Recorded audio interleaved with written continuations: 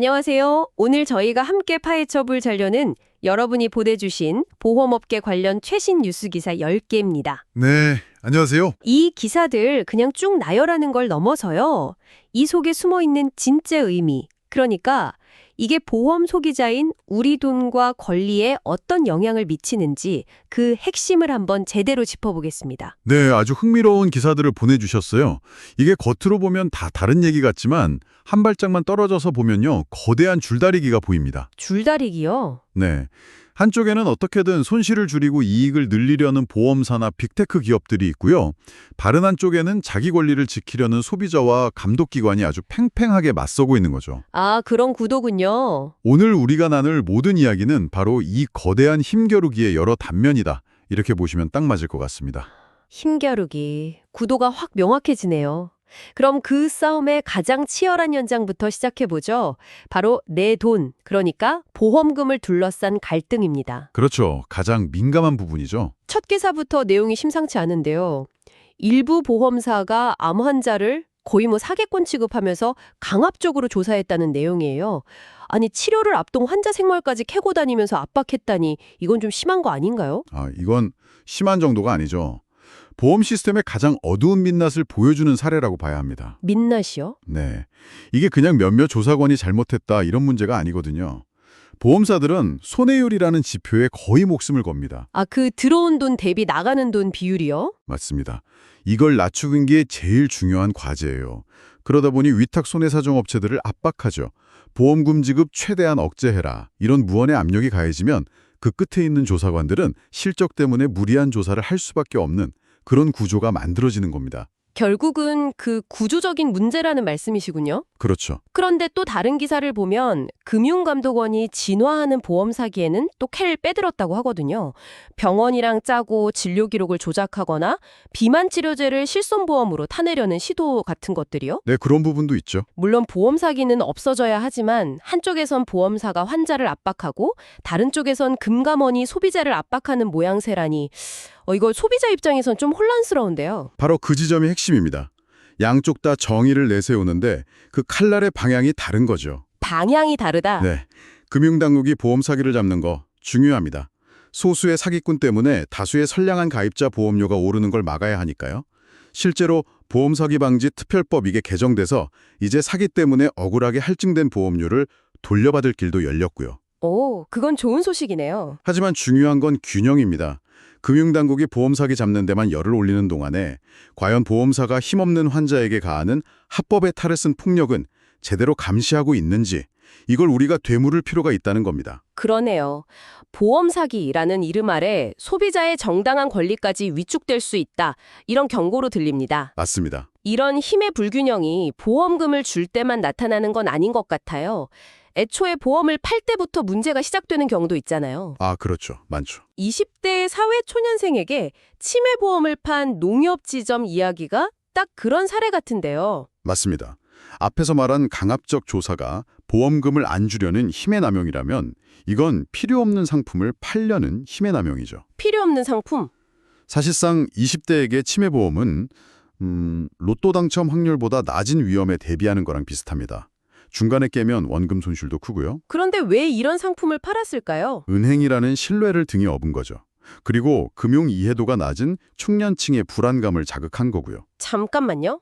그럼 그 두 사건이 결국 같은 문제의 다른 얼굴이라는 말씀이신가요? 오, 정확합니다. 한쪽은 돈을 안 주려고 환자를 압박하고 다른 한쪽은 필요 없는 상품 팔아서 이익 챙기고 둘 다 정보랑 힘의 우위를 가진 쪽이 약자를 상대로 이익을 취하는 구조라는 점에서요. 네, 바로 그 구조를 보셔야 합니다. 소비자는 거대한 금융 시스템 앞에서 개인이잖아요. 그래서 알고 대응하는 것이 무엇보다 중요해요. 부당한 조사를 받으면 즉시 금감원에 민원을 넣고 기록을 남겨야 하고요. 상품에 가입할 때는 은행 직원이니까 믿을 수 있겠지가 아니라 그렇죠. 이 상품이 정말 지금 나한테 필요한가? 이걸 스스로에게 꼭 질문해야 하는 이유입니다. 알겠습니다. 힘의 불균형 속에서 스스로를 지켜야 한다는 점 명심해야겠네요. 그런데 이런 문제는 개인의 노력만으로 해결하기 힘든 경우도 있는 것 같아요. 있죠. 사회 구조적인 문제들. 네, 다음 주제로 넘어가 보죠. 사회 구조가 바뀌면서 생기는 새로운 보험 수요와 그에 대한 업계의 반응인데요. 저출산 시대에 정말 단비 같은 소식인데 쌍둥이 출산이 늘고 있잖아요. 그런데 정작 태아보험 가입은 하늘의 별 따기라는 기사가 눈에 띄네요. 이게 바로 정부의 출산 장려 정책이라는 큰 목표랑 보험사의 리스크 관리라는 현실이 정면으로 충돌하는 현장입니다. 충돌이군요. 네, 보험사 입장에선 다태아, 그러니까 쌍둥이나 새쌍둥이 임신은 고위험군인 게 사실이거든요. 조산이나 저체중아 출산 확률이 높으니까요. 그러니 보험금 나갈 확률이 높다고 보고 가입 심사를 아주 까다롭게 하는 거죠. 얼마나 까다롭게 하는데요. 뭐 임신 20주가 넘어야 심사를 시작한다거나 산모가 아스피린에 복용했다는 이유만으로 거절하는 식입니다. 아니, 아스피린은 유산 방지를 위해 처방받는 경우도 많다고 하던데요. 그런 것까지 문제 삼아서 가입을 안 시켜주면 예비 부모들은 정말 속이 타겠어요. 그렇죠. 정부는 아이 낳으라고 하는데 정작 사회 안전망인 보험은 문을 닫아버리는 셈이잖아요. 딱 그 말이네요. 사실 시장 논리로만 보면 보험사의 상택을 비난하긴 어렵습니다. 손해볼 장사는 할 수 없으니까요. 하지만 보험은 그냥 금융상품이 아니라 사회적 안전망 역할을 하는 좀 공공재적인 성격도 있거든요. 그럼 이 괴리를 어떻게 풀어야 할까요? 지금처럼 보험사들이 리스크를 피하게만 하면 다태아 가정은 보장의 사각지대에 놓이게 됩니다. 그래서 다태아 가정을 위한 전용 보험 상품을 개발하도록 유도하거나 아니면 정부가 일부 위험을 보전해주는 식의 정책적 개입이 필요한 시점이라고 봅니다. 사회 변화의 속도를 제도가 못 따라가는 또 다른 사례도 있어요. 20, 30대 젊은 층에서 고혈압, 당뇨, 심혈관 질환이 급증하고 있다는 기사인데요. 이건 제 주변만 봐도 정말 체감이 확 됩니다. 아, 그러세요? 네, 30 초반인데 벌써 혈압약 먹는 친구들이 있거든요. 이건 젊음은 건강이라는 공식이 깨지고 있다는 신호 아닐까요? 아주 강력한 신호죠. 과거에는 40에서 50대의 병이라고 생각했던 것들이 이제 20년, 30년대를 위협하고 있습니다. 이건 보험 시장에겐 거대한 위기이자 동시에 기회입니다. 위기라는 건 알겠는데 기회라는 건 어떤 의미인가요? 이걸 새로운 먹거리로 본다는 뜻인가요? 그렇죠. 위험이 있는 곳에 보험이 있으니까요. 보험사들은 이미 발빠르게 움직이고 있습니다. 기존의 암, 뇌, 심장, 이 3대 질병 보장에서 더 나아가서 혈관 질환 전반을 보장하는 상품을 내놓고 있어요. 아, 보장 범위를 넓히는군요. 더 흥미로운 건 사후 처리에서 사전 관리로 개념을 확장하고 있다는 점입니다. 사전 관리요? 네, 스마트폰 앱이랑 연동해서 걸음수를 체크하거나 식단을 관리해주고 목표를 달성하면 보험료를 깎아주는 식의 헬스케어 결합 상품들이 대표적이죠. 아하, 아프면 돈을 준다는 소극적 역할에서 아프지 않게 관리해준다는 적극적인 역할로 진화하려는 시도라고 볼 수 있습니다. 듣고 보니 흥미롭네요. 내 건강 데이터를 보험사에 제공하는 대가로 보험료 할인을 받는 셈이군요. 결국 이것도 일종의 거래네요. 맞습니다. 이제는 기술의 발전이 보험의 미래를 어떻게 바꾸고 있는지 그 빛과 그림자를 좀 더 깊게 들여다볼 때인 것 같습니다. 가장 충격적이었던 건 카카오페이 사례였어요. 고객 정보 542억 건을 동의 없이 외부에 제공했다가 130억 원 과징금을 맞았다는 소식이요. 아, 이 사건은 정말 우리가 편리함의 대가로 무엇을 내주고 있는지 아주 적나라하게 보여주는 사건이죠. 542억 건이라니 숫자가 감도 안 오는데요. 이게 잘 와닿지 않아져 있겠는데 4천만 명의 고객 정보를 1,300번 이상 돌려받다는 얘기입니다. 핵심은 마이데이터 사업을 하면서 우리 신용 정보를 동의도 없이 보험사 같은 제3자에게 넘겨서 분석하게 했다는 거예요. 편리한 서비스 개발이라는 명분 아래서요. 네, 그 명분 아래 가장 민감한 개인정보가 우리가 모르는 사이에 거래된 거죠. 그런데 과징금 130억 원이 그 거대한 기업에게 정말 타격이 될까요?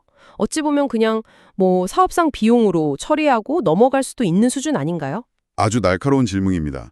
사실 130억 원은 카카오페이의 규모를 생각하면 솜방망이 처벌이라는 비판도 많아요. 그렇죠. 그래서 중요한 건 처벌 수위를 넘어서 소비자들이 이 사건을 어떻게 받아들이냐는 겁니다.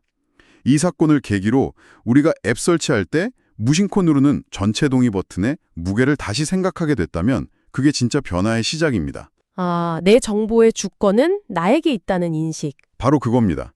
그 인식이 확산될 때 기업들도 데이터를 다루는 방식을 바꿀 수밖에 없는 거죠. 내 정보는 내가 지킨다는 인식이 중요하군요. 그런데 기술 발전이 항상 이렇게 우리의 뒤통수만 치는 건 아니라는 걸 보여주는 기사도 있습니다. 네, 희망적인 소식도 있죠.